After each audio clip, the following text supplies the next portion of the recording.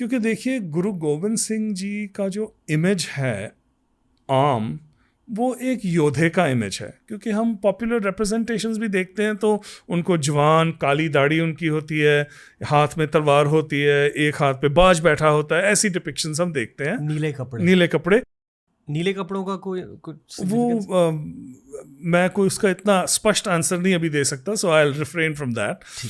सो वो जायज़ भी है रिप्रेजेंटेशन, क्योंकि बहुत बड़े योद्धा थे, लेकिन उस रिप्रेजेंटेशन में उनकी पर्सनालिटी का एक बहुत इम्पोर्टेंट हिस्सा छुप जाता है। अब देखिए गुरु साहिबान, अब हम गुरु नानक साहब को देखते हैं, गुरु गोविंद सिंह जी को देखते हैं, उनमें हम बहुत अंतर देखते हैं। सो ऐसे लगता है कि गुरु नानक साहब जमाल का प्रतीक हैं, चांद की धीमी रोशनी, सुंदर रोशनी, और गुरु गोविंद सिंह जी जलाल का प्रतीक है, ऐसे लगता है ना हमको। हम उनकी एक दो कॉम्पोजिशंस हम देखते हैं जिससे जाहिर होता है कि गुरु गोविंद सिंह जी में जितना भी जलाल नज़र आता था ना, जमाल उनमें गुरु नानक साहब जैसा ही था, कोई फ़र्क नहीं था। सो ये चंद लाइनें श्री दसम ग्रंथ के जाप साहब, जो एक बानी है जो हम रोज़ पढ़ते हैं, उसकी पहली लाइनें हैं। चक्र चिन्ह और बरन जात और पात न हिंजे, रूप रंग और रेख भेख को कह न सकत खे, अचल मूरत अनुभव प्रकाश अमतोज के हिज्जे, कोट इंद्र इंद्रान शाहो शाहान गणिज्जय, त्रिभुवन महीप सुर नर असुर नेत नेत बन तृण कहत, तब सर्वनाम कथे कथे कवन कर्म नाम वर्णत सुमत। सो मैं इसको ट्रांसलेट करता हूँ।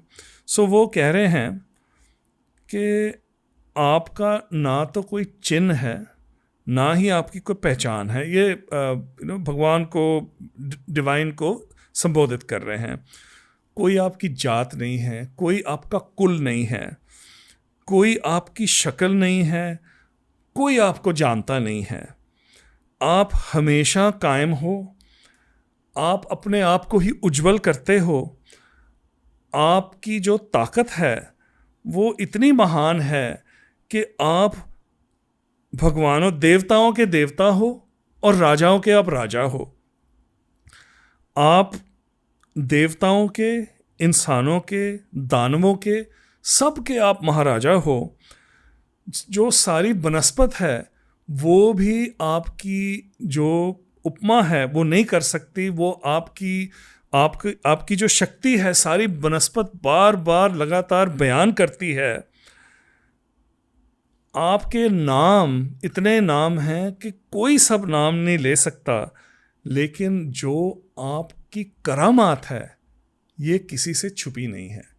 तो ऐसे ही कॉन्सेप्ट्स बिल्कुल हमको गुरु नानक साहब की बाणी में भी मिलते हैं। एक और एग्जाम्पल मैं आपको देता हूँ। देहरा मसीत सोई, पूजा ओ निवाज ओई, मानस सवे एक पे अनेक को पहचान, अनेक को भ्रमाव है। देवता देव जच गंधर्व तुर्क हिंदू, न्यारे न्यारे देसन को भेस को प्रभाव है। एक कै नैन एक कै कान, एक देह एक कै बान, खाक बाद आत्मो ओ आप को रलाव है। अल्लाह अभेक सोई, पुराण ओ कुरान ओई, एक ही स्वरूप सभे एक ही बनाव है। इसका भी छोटा सा ट्रांसलेशन। ये फिर से ये जो शब्द है उसी धर्मनिरपेक्षता को ये एम्फसाइज करता है।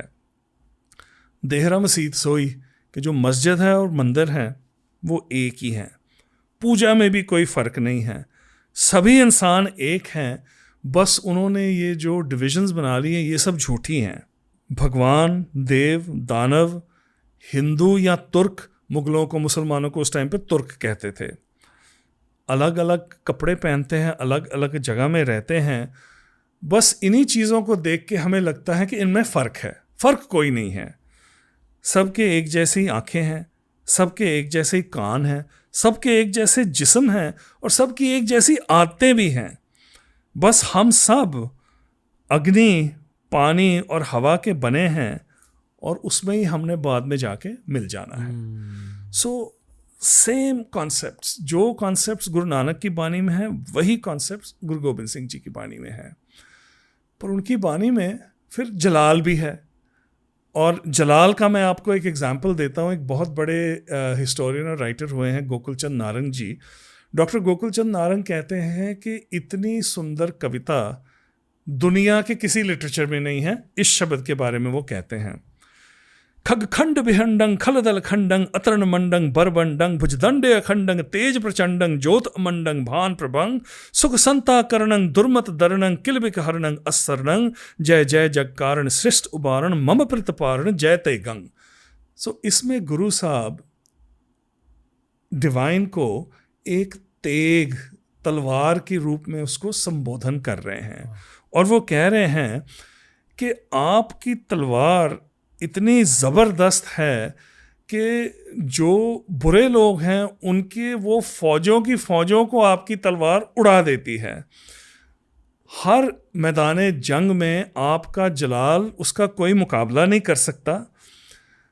आपकी जो आर्म है और तलवार है उसमें कोई फ़र्क नहीं, वो एक ही है और आप उसी तलवार की ही रोशनी के साथ चमकते हो। इतनी आपकी भारी चमक है कि जो सूरज की चमक है वो भी फीकी पड़ जाती है आपकी तलवार की चमक के पीछे के सामने। जो अच्छे काम करते हैं उनको आप सुख शांति देते हो, जो बुरे काम करते हैं उनको आप सज़ा देते हो, जो हमारे पाप हैं वो सब आप नष्ट कर देते हो। मैं आपकी शरण में हूँ, मैं आपको संबोधित करता हूँ, आपको सलाम करता हूँ। आप ही सारी सृष्टि का कारण हैं और आपने ही सब कुछ बनाया है। सो ये गुरु गोबिंद सिंह जी का, ये भी उनके कलाम में से ही है। और अब हम कहें कि इनके कलाम में तो जलाल है, गुरु नानक के कमाल के कलाम में तो जमाल ही जमाल है, ये भी बात सच्ची नहीं है। क्योंकि जब गुरु नानक साहब ने बाबर को संबोधित किया था और उसके मुंह पे कहा था कि तू जाबर हैं, उन्होंने अपने बानी में बिल्कुल ऐसे ही विचार प्रकट किए हैं जिसमें उनका जो पावर है, उनका जलाल है, वो एकदम साफ साफ नज़र आता है। तो ये इस पॉइंट को समझना इसलिए ज़रूरी है कि ख़ास तौर पे जो हमारे वेस्टर्न स्कॉलर्स हैं उन्होंने गुरु नानक साहब और गुरु गोबिंद सिंह जी को बांट दिया है, जो एक अपने आप में बिल्कुल गलत बात है। क्योंकि अगर आप जोत एक ही है, हाँ, जो सिर्फ जोत एक ही नहीं है, कथन भी एक है जी, जो जज्बात भी एक है और जो काम किए वो भी एक है। देखिए, गुरु नानक साहब गुरु गोबिंद सिंह जी से कम रेवोल्यूशनरी नहीं थे, पर गुरु गोबिंद सिंह जी ने तलवार उठाई, गुरु नानक साहब ने कलम उठाया और कलम के साथ ही वो परिवर्तन लेके आए। सो बहुत कंसिस्टेंसी है। गुरु साहब, देखिए सिखों में ना, सिखों का जो कैरेक्टर है उसका एक ये भी एस्पेक्ट है कि हर सिख अपने आप को किसी से नीचा नहीं समझता। तो सिखों के अंदर एक राजा होना नामुमकिन था। वो कैसे रंजीत सिंह बन गया वो किसी और टाइम बात करेंगे, लेकिन जिसको हम अंग्रेजी में कहेंगे एक रिपब्लिकन स्पिरिट सिखों में भर दी थी गुरु साहब ने कि आप में से कोई भी किसी से कम नहीं है, आप सब बराबर हो। तो ये जो बराबरी का एहसास है ये सिखों में आज तक बिल्कुल कायम है और ये उनको गुरु साहब ने ही दिया है। जब गुरु साहब के जाने का समय आया तो ऐसा महसूस होता था कि जो गुरु नानक साहब का एक मिशन था जो उन्होंने शुरू किया था, बहुत छोटी उम्र में जब उन्होंने जात भेद से बगावत करनी शुरू की थी, वो मिशन गुरु साहब ने, गुरु गोबिंद सिंह जी ने मुकम्मल किया। जैसे कि हमने पहले भी इसके बारे में बात की है, जोत वही थी और इतने 100 सालों के अरसे में जो चीज़ एक ख्याल, एक आइडिया से शुरू हुई थी वो एक पंथ में बदल गई। और अगर सिखों का कोई एक चिन्ह है वो है सिखों की कृपान। 5 ककारों में से कृपान की चर्चा भी ज़्यादा होती है फॉर ऑब्वियस रीजंस, पर ये बात हम कभी नहीं भूल सकते कि जो सिखों की कृपान भी है ना, उसमें और गुरु नानक साहब की चीख में कोई फ़र्क नहीं है। ये कृपान उस चीख का ही प्रतीक है और ये कृपान बिल्कुल वही बात दोहराती है कि जैसे गुरु नानक साहब ने बाबर के जुल्म को बर्दाश्त नहीं किया, वैसे ही ये कृपान आपको कहती है कि दुनिया में तुमको जब भी ये जुल्म नज़र आता है, तुम्हें सामना करना है। तो ये है सिख गुरु साहिबान की कहानी।